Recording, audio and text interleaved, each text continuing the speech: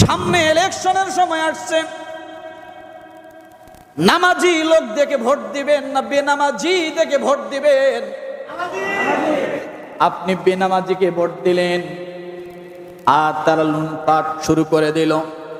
এই সপ্তাহে শুনলাম একজন ভূমিমন্ত্রী, তার বাড়ি নাকি বিদেশের মধ্যে 350। কত কত 350 বাড়ি, ওর লাগবে 3.5 হাত।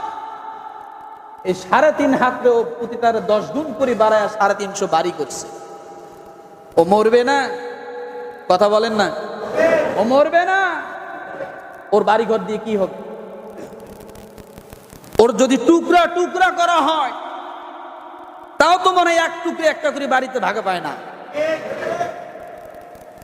এ বাড়ি ঘর দিয়ে কি হবে? 350 বাড়ি এক মন্ত্রীর। এটা